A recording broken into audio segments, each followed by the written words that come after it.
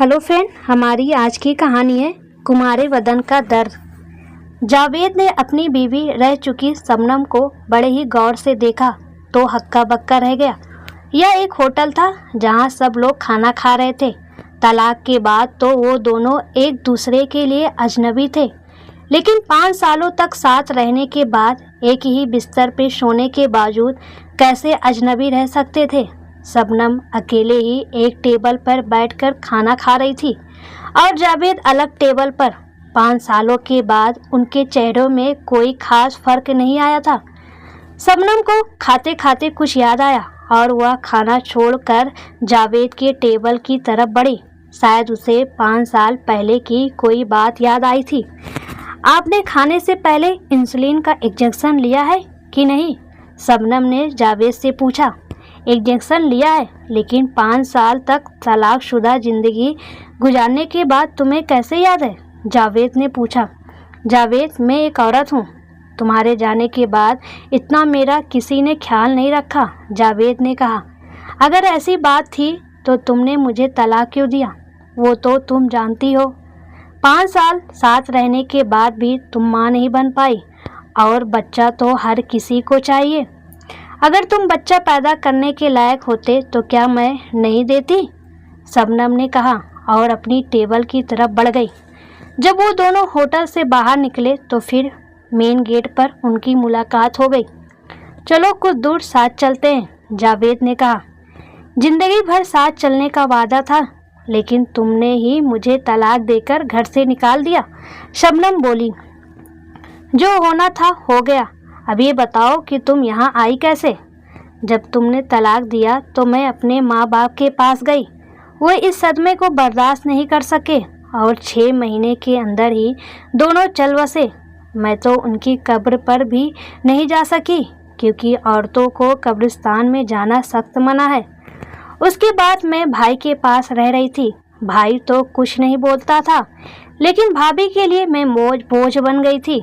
वह रात दिन मेरे भाई के पीछे पड़ी रहती और मुझे जलील करते हुए कहती थी कि इसकी दूसरी शादी कराओ, नहीं तो किसी के साथ भाग जाएगी। तुम नहीं जानते कि कोई मर्द तलाकशुदा औरत से शादी नहीं करता। सबको कुमारी लड़की और कुमारा वदन चाहिए। भाई बहुत इधर उधर भागा, पर कहीं कोई मेरा साथ थामने वाला नहीं मिला। आखिरकार उसने एक बूढ़े आदमी से मेरी शादी करा दी। वह दिन भर बिस्तर पर पड़ा रहता और मैं उसकी एक नर्स हूँ। उसे समय से दवा देना, खाना खिलाना या बाथरूम ले जाना, यही मेरी ड्यूटी थी। मुझे ये भी मालूम है कि तुमने दूसरी शादी कर ली और तुमको दोबारा एक कुंवारी लड़की मिल गई, लेकिन मेरी जिंदगी को तो तुमने सीधा आग की लपटों में फेंक दिया और मैं नामुराद दूसरी शादी के बाद भी जल रही हूँ। तुमने मुझे तलाक दे दिया और मेरे कुंवारे वदन का सारा रस निचोड़ लिया। एक औरत की जिंदगी क्या होती है तुम्हें मालूम नहीं है? शबनम ने अपना दर्द बताया। उसकी आंखों में आंसू आ गए। वह रोते रोते पत्थर की बनी एक कुर्सी पर बैठ गई।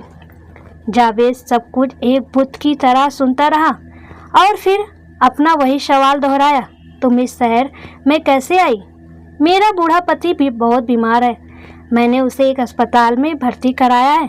उसकी उम्र क्या है? जावेद ने पूछा। 70 साल से भी ऊपर है, शबनम ने जवाब दिया। फिर तो उम्र का बहुत फर्क है, जावेद बोला। जब शबनम वहाँ से उठकर जाने लगी तो जावेद ने आगे बढ़कर उसका हाथ पकड़ लिया और बोला, मुझे माफ़ कर दो।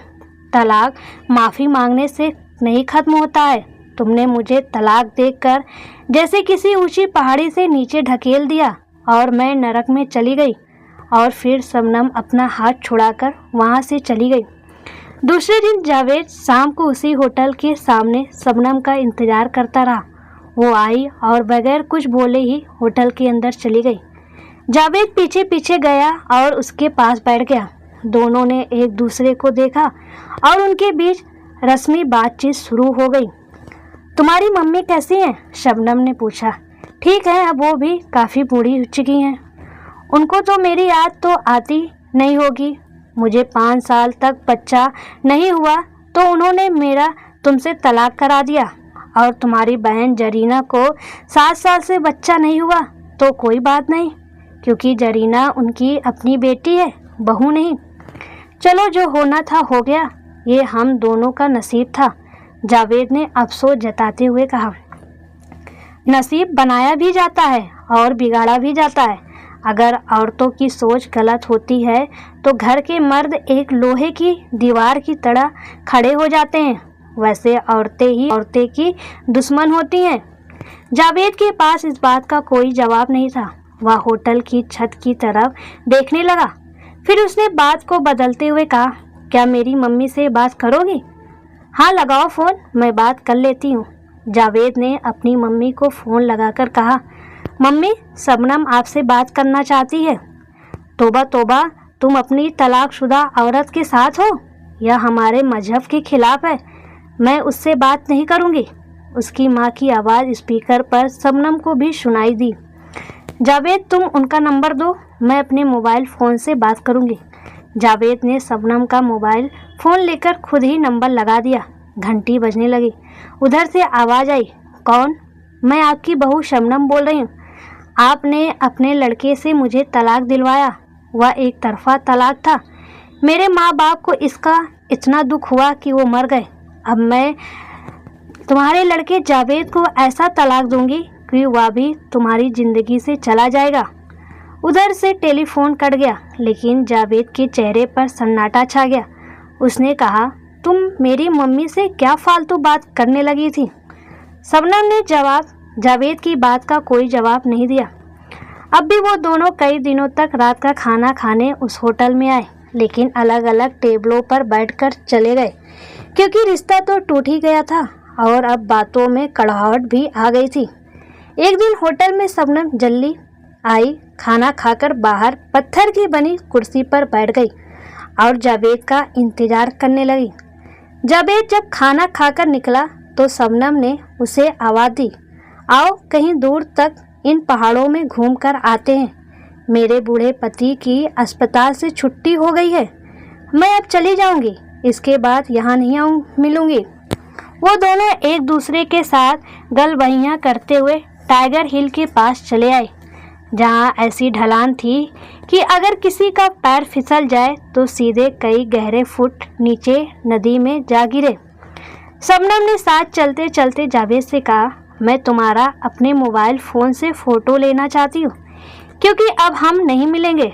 तुम इस ढलान पर खड़े हो जाओ ताकि पीछे पहाड़ों का सीन फ़ोटो में अच्छा लगे। जावेद मुस्कुराया और फ़ोटो खिंचवाने के लिए खड़ा हो गया। शबनम उसके पास आई, मानो वो सेल्फी लेगी। तभी उसने जावेद को जोर से धक्का दिया और चिल्लाई, तलाक तलाक तलाक।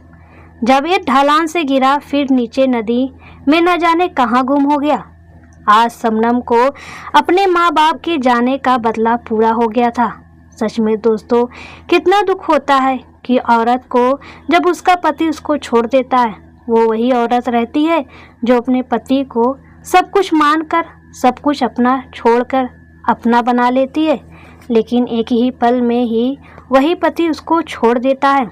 दोस्तों, मेरी एक विनती है, प्लीज़ कोई भी पति अपनी औरत को ना छोड़े। कोई भी गिला शिकवा हो तो मिलकर बात करके ख़त्म करें, लेकिन ऐसे ही रिश्ते ना ख़त्म करें। भले गुस्से में औरत या ना कहे कि उसे कोई तकलीफ़ नहीं है, लेकिन एक पति के छोड़ने के बाद एक औरत बस एक जिंदा लाश बन जाती है।